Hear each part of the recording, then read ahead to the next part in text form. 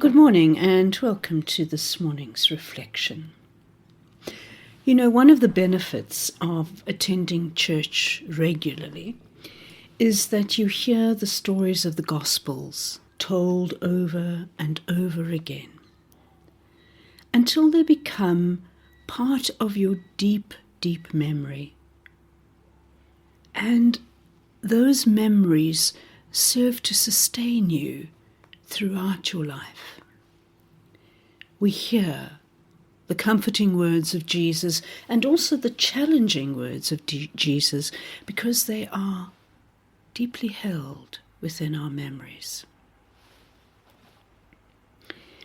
Jesus' teaching is not a code of beliefs to be enforced and sanctioned, but rather a living vision of how life might be.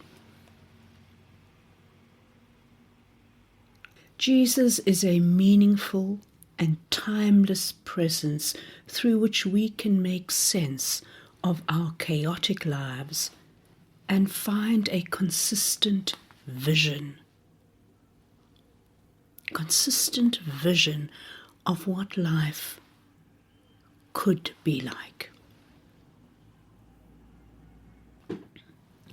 We have no trouble believing that Jesus is the Son of God, or that divinity is to be found through him. But it is difficult to understand how we moved from his plain and simple teachings to the trappings of huge churches. His first followers were fishermen, tradespeople, housewives, and today he's represented often by powerful, sometimes austere men who ignore the simplicity of his life and instead busy themselves with the structural church, with the powers that lie in the structural church. When we hear others speak in favor of Christian simplicity, it sometimes sounds naive and even sentimental. But really, when we come to think about it, so much theologizing and church-making is a distraction that prevents us from establishing a much-needed religious and spiritual attitude in our world. Life is short. Needs are pressing. The teachings and the modeling of Jesus are not all that complex, except perhaps at the mystical level. Perhaps we need to focus less on Christianity and more on the life lived by Jesus Christ, and use that as a much more profound example of what Jesus came to present and to transform in our world today. Jesus is a new and radical imagination of human life. He lifts us out of materialism and narcissism. He teaches a profoundly ironical way of life. The first shall be last. Turn the other cheek. Love your enemies. Let the one who is innocent cast the first stone. If we heeded these challenging and paradoxical lessons, the world would be a radically different place. Jesus argues strongly against rigid tradition and ecclesial authoritarianism. He demonstrates that healing is a mystery. He is absolutely forgiving. Yet he is not a pushover.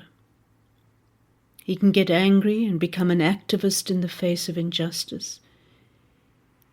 He is a complicated figure who always goes against the crowd.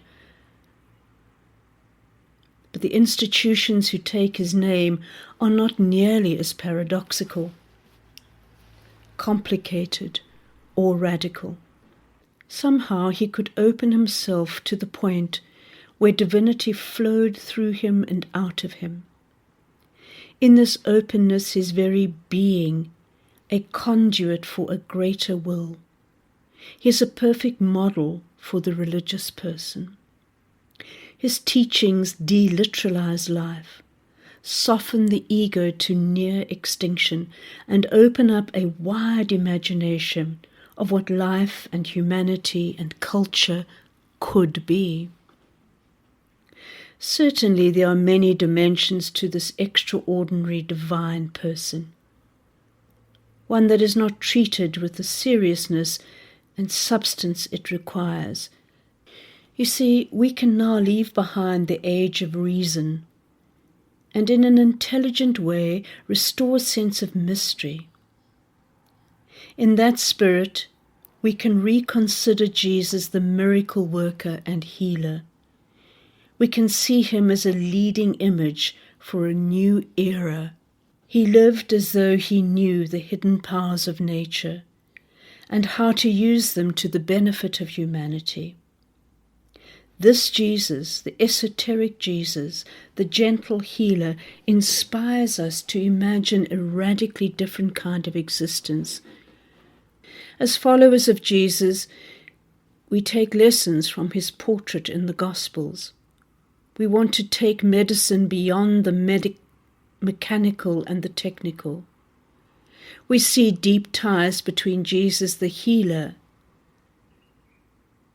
Following his lead, we'd also like to reimagine power and authority in government and business, emphasizing a philosophy of deep community and justice. Listening closely to his philosophy of a kingdom of heaven, we'd like to restore a sense of the invisible and the imaginal. Jesus is seen by some as the great authority, the one who possesses a truth that no one else can access. According to the Gospel writer John, he said, "I am the way and the truth and the life." But it isn't necessary to take these words as exclusive. The word John uses for truth is aletheia, an unveiling and an unforgetting. Jesus is the route to deep remembrance about what is important and how things are. In this sense, his way is indispensable to our living a life of meaning. We see no anxiety in Jesus, but his followers are often full of anxiety. Human acts founded in anxiety are essentially weak and often neurotic. Jesus offers an alternative way of being, an attitude that is not worried about the self. His nature is essentially holy, which is the opposite of neurotic.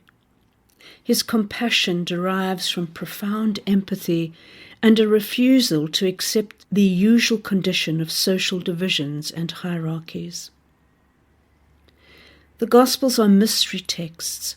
Some scholars worry about their faulty history, saying they are contaminated by the theological interests of the writers. But as sacred texts, they make sense in an entirely different reality. They present the story of a man through whom divinity radiated. His entire life was in counterpoint with the eternal and mysterious, and this approach was full of power. His absolute kindness and his miracles are closely connected to each other.